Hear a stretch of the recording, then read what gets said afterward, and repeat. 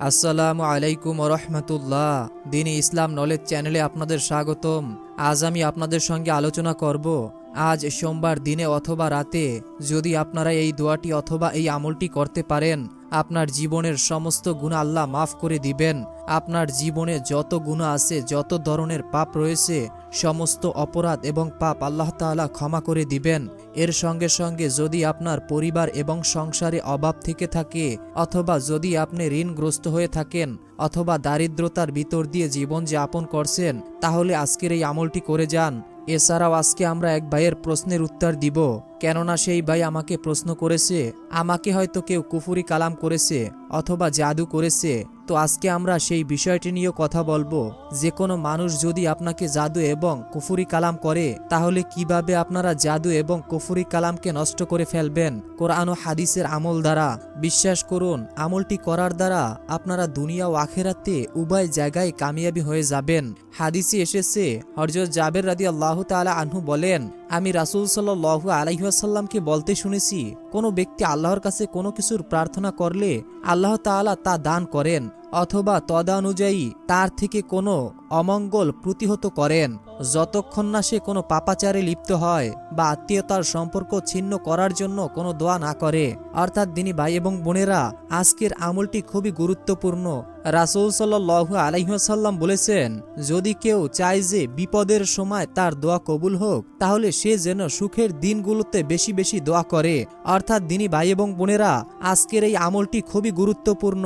জীবনে একবার হলো এই আমলটি করে যাবেন, জীবনের সমস্ত গুনাহ মাফ হয়ে যাবে, অভাব অনটন দূর হয়ে যাবে, বিপদ আপদ বালা মুসিবত সবকিছু দূর হয়ে যাবে, জাদু টোনা বদনজর সবকিছু আল্লাহ তাআলা দূর করে দিবেন ইনশাআল্লাহ।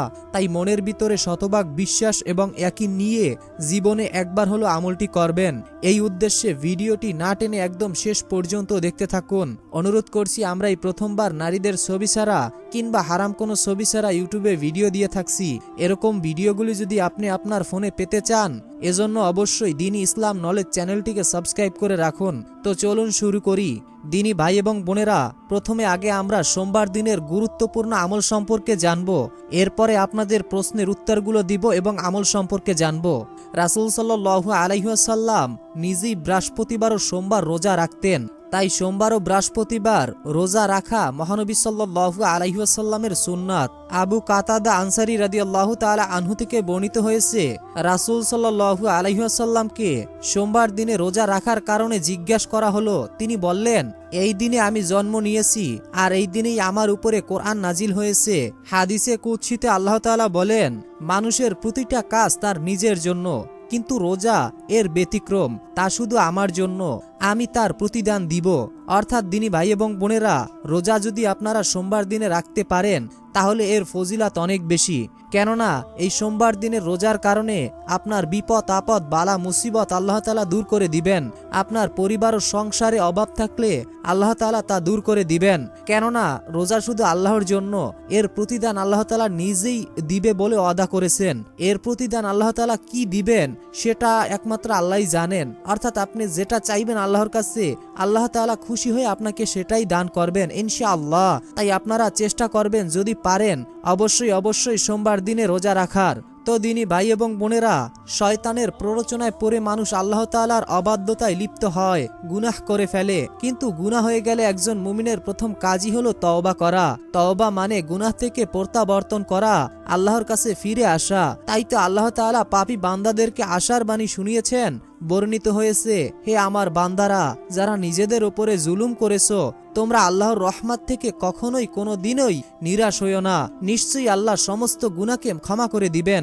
নিশ্চয়ই আল্লাহ তোমাদের সমস্ত জীবনের গুনাহকে ক্ষমা করে দিবেন। তিনি ক্ষমাশীল পরম দয়ালু। তোমরা যদি তার কাছে ক্ষমা চাইতে পারো ক্ষমার মতো, তাহলে তিনি তোমাদের জীবনের সমস্ত গুনাহকে ক্ষমা করে দিবেন এবং তোমাদেরকে এমন জান্নাতে প্রবেশ করাবেন যার পাদদেশে নহর সমূহ বহিতে থাকিবে, এবং তোমাদের জীবনের সমস্ত গুনাহকে আল্লাহ মাফ করে দিবেন, ক্ষমা করে দিবেন। এই হাদিস থেকে অথবা এই আয়াত থেকে আমরা বুঝতে পারি যে আল্লাহ তাআলা আমাদের জীবনের সমস্ত গুনাহ ক্ষমা করে দিবেন। আপনি যত গুনাহই করেন না কেন, আল্লাহ আপনার গুনাহকে ক্ষমা করে দেবেন। এখন অনেকেই হয়তো বলতে পারেন যে আমি জীবনে অনেক পাপ করেছি, অনেক গুনাহ করে ফেলেছি, কিন্তু আমার এই পাপ এবং গুনাহগুলো আমি ক্ষমা করাতে চাই এবং আমি নিশ্চিত হতে চাই যে আল্লাহ তাআলা আমার গুনাহকে ক্ষমা করেছেন। তো দিনী ভাই এবং বোনেরা, হাদিসে হযরত আবু হুরায়রা রাদিয়াল্লাহু তাআলা আনহু বলেছেন, তোমরা যদি পাপাচার করতে, এমনকি তোমাদের পাপ আকাশের সীমা পর্যন্ত পৌঁছে যেত, অতঃপর তোমরা যদি তওবা করতে, তাহলে আল্লাহ তোমাদের তওবা অবশ্যই কবুল করতেন। এখানে নবীজির হাদিসে এটাই বলা হয়েছে, আপনি যতই পাপ করেন আল্লাহ আপনার পাপকে ক্ষমা করে দিবেন যদি আপনি আল্লাহর কাছে ক্ষমা চান। আল্লাহর কাছে ক্ষমা চাইলে তিনি খুশি হন, আর তার কাছে ক্ষমা না চাইলে বরঞ্চ তিনি অখুশি হন, বান্দার উপর রাগান্বিত হন। তো দিনী ভাই এবং বোনেরা, এক ভাই প্রশ্ন করেছে, ভাই আমাকে কেউ হয়তো জাদু করেছে অথবা আমাকে কেউ কুফরি কালাম করেছে, এখন কিভাবে আমি কি করব? দেখুন দিনী ভাই এবং বোনেরা, পৃথিবীতে দুষ্ট মানুষের অভাব নেই। নানানভাবে তারা মানুষকে কষ্ট দেয়, কেউ সরাসরি ক্ষতি করে আর কেউ পরোক্ষভাবে ক্ষতি করে। পরোক্ষ ক্ষতির ক্ষেত্রে ষড়যন্ত্রমূলক নানান চেষ্টা তাবিজ করে থাকে, সেগুলোর একটি হলো জাদু করা। তাছাড়া জিন কিংবা শয়তানও নানান ধরনের ক্ষতি করতে পারে। জাদুটোনা থেকে বেঁচে থাকতে বিভিন্ন আমল করতে হয়। জাদুটোনার আক্রান্ত ব্যক্তির চিকিৎসার বিভিন্ন পদ্ধতি রয়েছে। প্রথমে জাদুকর কিভাবে জাদু করেছে সেটা আগে জানতে হবে। যদি জানা যায় যে জাদুকর কিছু চুলের নির্দিষ্ট কোনো স্থানে অথবা চিরুনির মধ্যে অথবা অন্য কোনো স্থানে রেখে দিয়েছে, যদি স্থানটি জানা যায় তাহলে সেই জিনিসটিকে পুড়িয়ে ধ্বংস করে ফেলতে হবে। যদি আপনারা সেই জিনিসটাকে পুড়িয়ে ফেলেন তাহলে জাদুর কার্যকারী নষ্ট হয়ে যায়। জাদুকর যা করার চেষ্টা করে তা সবই ব্যর্থ হয়ে যাবে। দ্বিতীয় নাম্বার হচ্ছে, জাদু নষ্ট করার ক্ষেত্রে জারফুকের বড় ধরনের প্রভাব রয়েছে। জারফুকের পদ্ধতি হচ্ছে, জাদুতে আক্রান্ত রোগীর ওপরে অথবা কোনো একটি পাত্রে আয়াতুল কুরসি অথবা সূরা আরাফ, সূরা ইউনুস, সূরা তহা জাদু বিষয়ক আয়াতগুলো পড়ে, এগুলোর সাথে সূরা কাফিরুন, সূরা ইখলাস, সূরা ফালাক ও সূরা নাস পড়ে সেই পানি তাকে খাইয়ে দেবে এবং তার জন্য দোয়া করবে। আনাস বিন মালিক রাদিয়াল্লাহু তাআলা আনহু থেকে বর্ণিত, রাসূল সাল্লাল্লাহু আলাইহি ওয়াসাল্লাম এই দোয়া পড়ে অসুস্থ ব্যক্তিদের জারফুক করতেন। দোয়াটি আমি আপনাদেরকে বলে দিচ্ছি। বিসমিল্লাহির রহমানির রহিম। আল্লাহুম্মা রব্বান নাসি উজবিল বাশি ইশফিহি ও আনতাশ শাফি লা শিফা ইল্লা শিফাউকা শিফান লা ইয়াগদিরু শাকামা। আমি আশা করি আপনারা দোয়াটি শুনেছেন। দোয়াটি খুবই ছোট্ট একটি দোয়া, এটি আপনারা মুখস্থ করে নেবেন। আপনারা স্ক্রিনশট দিয়ে সেটি মুখস্থ করে নেবেন এবং এই দোয়াটি পরে আপনি পানির গ্লাসে ফু দিয়ে তারপরে পানি পান করবেন। ইনশাআল্লাহ আল্লাহ তাআলা আপনাকে জাদুটোনার হাত থেকে বাঁচাবে। এবং আপনারা সব সময় 3টি সূরার আমল করবেন, সূরা ইখলাস, সূরা ফালাক এবং সূরা নাস। এই 3টা সূরা একাত্রে পড়ে এরপরে আপনারা আপনার শরীরকে মাসহে করে নেবেন ফু দিয়ে। এতে করে আপনাদের উপর আসা বালা মুসিবত আল্লাহ তাআলা দূর করে দিবেন ইনশাআল্লাহ। তো প্রিয় দিনী ভাই এবং বোনেরা, আজকের আমলটি আমি এখন আপনাদেরকে বলে দিচ্ছি। তো আজকে যেহেতু সোমবার, আজকে কিন্তু আমরা একটি আমল করতে পারি। সেই আমলটি হচ্ছে সূরার তেলাওয়াত শোনা। এই সূরার তেলাওয়াত শুনে আমাদের চ্যানেলের অনেক দর্শকরাই উপকার পেয়েছে এবং তারা আমাদের কমেন্টে জানিয়েছেন যে আমরা উপকার পেয়েছি, আমরা প্রতিনিয়ত আপনার ভিডিওগুলো দেখতেছি এবং সূরার তেলাওয়াত শুনে ফলাফল পেয়েছি, মনের আশা পূরণ হয়েছে, অভাব অনটন দূর হয়ে যাচ্ছে। তো আপনারাও যদি চান যে আপনারা যারা অভাবী, ঋণগ্রস্ত, আপনাদের যাদের মনে শান্তি নেই, তারা অবশ্যই এই কোরআনের তেলাওয়াত শুনে যাবেন। আপনারা হয়তো অনেকেই জানেন যে কোরআন তেলাওয়াত করলে যেমন সওয়াব পাওয়া যায়, তেমনি কোরআন তেলাওয়াত শুনলে সওয়াব এবং নেকি পাওয়া যায়।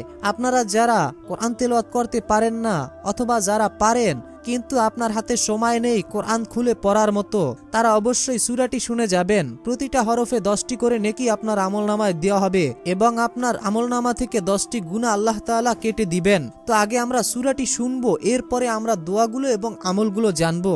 তো সূরাটি শোনার আগে মহান আল্লাহর কাছে একটু দোয়া করে নেই। হে আল্লাহ, যারা যেই উদ্দেশ্য নিয়ে সূরাটি শুনছে বা শুনবে, আপনি সকলের মনের আশা ও মনের মাকসুদ পূরণ করে দিন। অনেকেই অভাবে, অনেকেই কষ্টে আছে, অনেকেই ঋণগ্রস্ত, অনেকেই দেনাদার, দেনার টাকা পরিশোধ করতে পারছে না। অনেকেই আছে যারা ব্যবসা করতেছে কিন্তু ব্যবসায় উন্নতি পাচ্ছে না। অনেকেই পড়াশোনা করে বেকার, চাকরি পাচ্ছে না। যারা চাকরি পাচ্ছে না, আপনি তাদেরকে উত্তম চাকরির ব্যবস্থা করে দিন। যারা চাকরি করতেছে, আপনি তাদের টাকার ভিতরে বরকত দিন।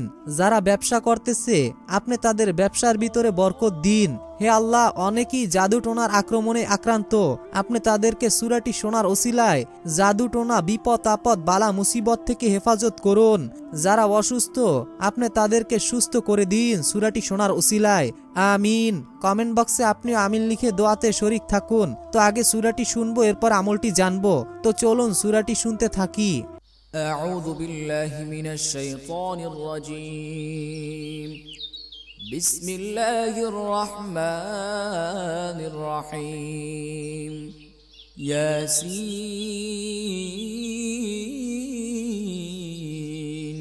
والقرآن الحكيم إنك لمن المرسلين على صراط مستقيم. تنزيل العزيز الرحيم لتنذر قوما ما أنذر آباؤهم فهم غافلون. لقد حق القول على أكثرهم فهم لا يؤمنون. إنا جعلنا في أعناقهم أغلالا فهي إلى الأذقان فهم مقمحون. وجعلنا من بين أيديهم سدا ومن خلفهم سدا فأغشيناهم فهم لا يبصرون. وسواء عليهم أأنذرتهم أم لم تنذرهم لا يؤمنون. إنما تنذر من اتبع الذكر وخشي الرحمن بالغيب فبشره بمغفرة وأجر كريم. إنا نحن نحيي الموتى ونكتب ما قدموا وآثارهم وكل شيء أحصيناه في إمام مبين. واضرب لهم مثلا أصحاب القرية إذ جاءها المرسلون إذ أرسلنا إليهم اثنين فكذبوهما فعززنا بثالث فقالوا إنا إليكم مرسلون. قالوا ما أنتم إلا بشر مثلنا وما أنزل الرحمن من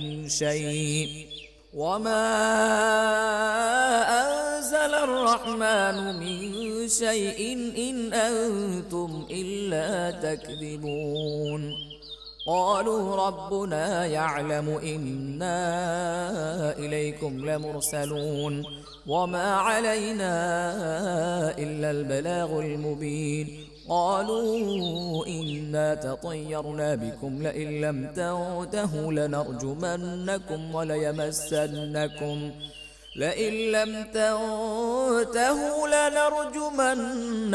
وليمسنكم منا عذاب أليم.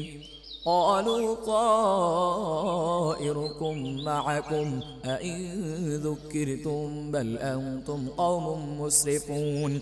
وجاء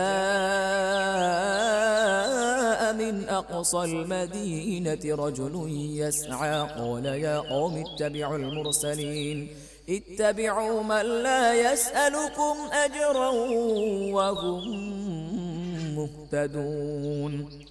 وما لي لا أعبد الذي فطرني وإليه ترجعون.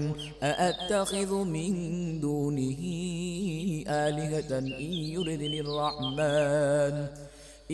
يردني الرحمن بضر لا تغن عني شفاعتهم شيئا ولا ينقذون. إني إذا لفي ضلال مبين. إني آمنت بربكم فاسمعون قيل ادخل الجنة قال يا ليت قومي يعلمون بما غفر لي ربي وجعلني من المكرمين. وما أنزلنا على قومه من بعده من جند من السماء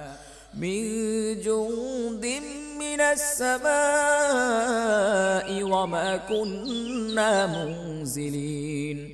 إن كانت إلا صيحة واحدة فإذا هم خامدون يا حسرة على العباد ما يأتيهم من رسول إلا كانوا به يستهزئون ألم يروا كم أهلكنا قبلهم من القرون أنهم إليهم لا يرجعون وإن كل لما جميع لدينا محضرون وآية لهم الأرض الميتة أحييناها وأخرجنا منها حبا فمنه يأكلون وجعلنا فيها جنات من نخيل وأعناب وفجرنا فيها من العيون ليأكلوا من ثمره وما عملته أيديهم أفلا يشكرون سبحان الذي خلق الأزواج كلها مما تنبت الأرض ومن أنفسهم ومما لا يعلمون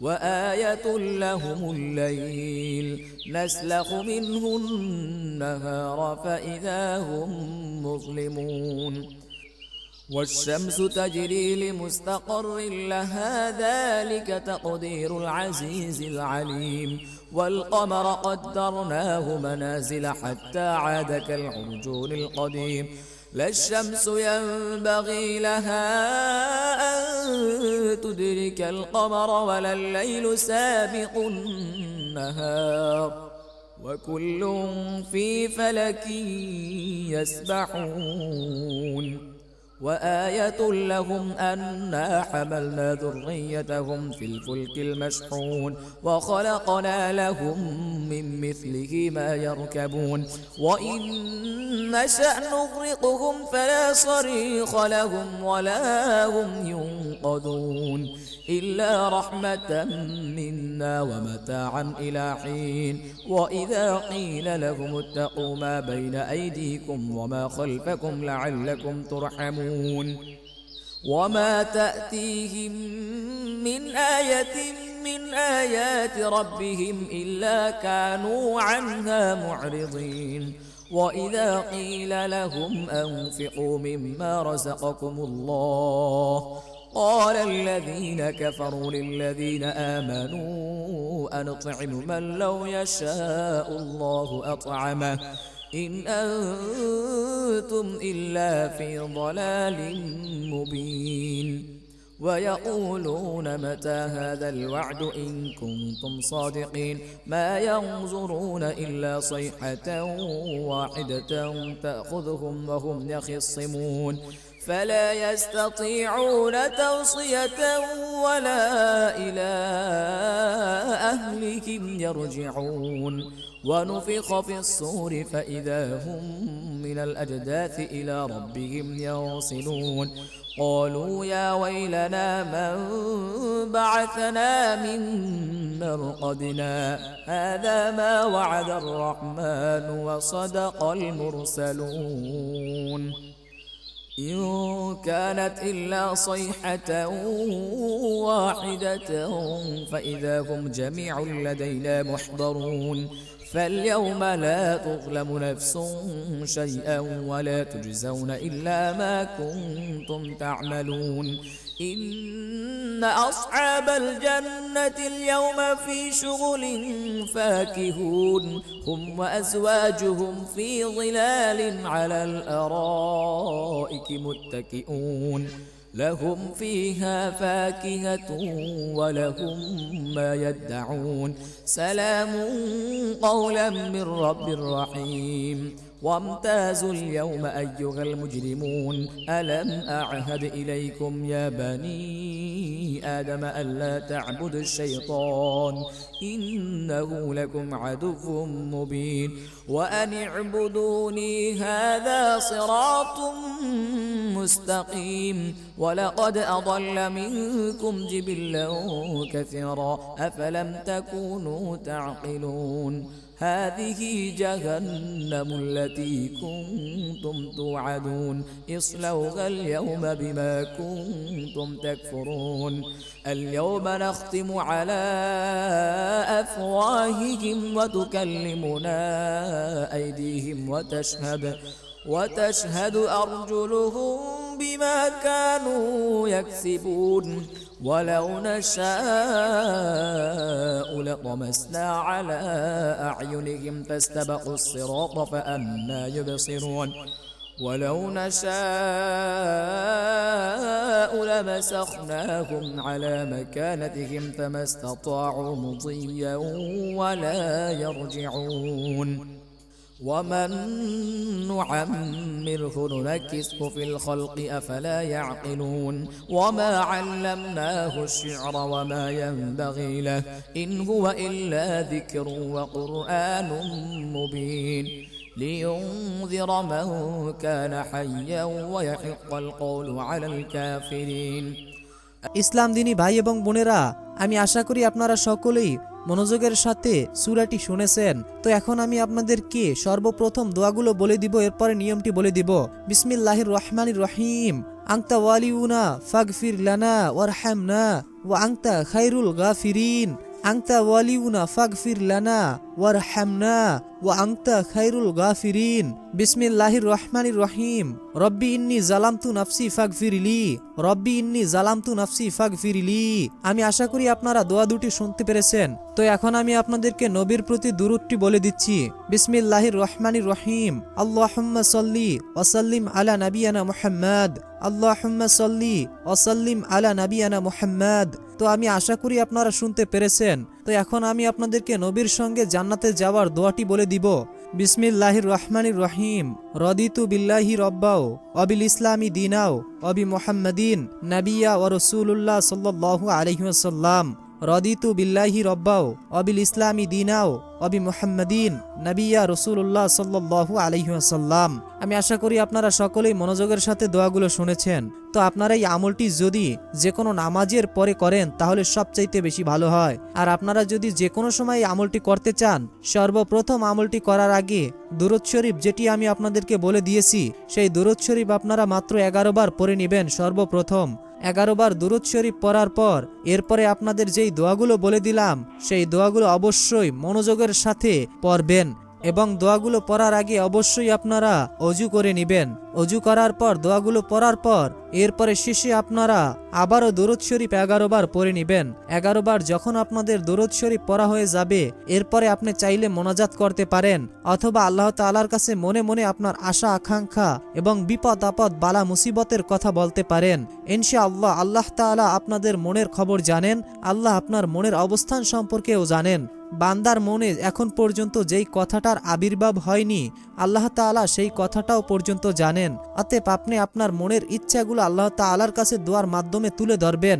আমি শুধু আপনাদেরকে আমলের কথাই বলতে পারবো, আমি এর বেশি কিছুই করতে পারবো না। আপনাদের কাজ হচ্ছে আমল করা আর আমার কাজ হচ্ছে আপনাদেরকে আমলগুলো শিখিয়ে দেওয়া বা বলে দেওয়া।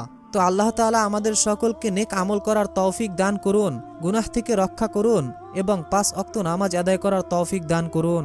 আমিন।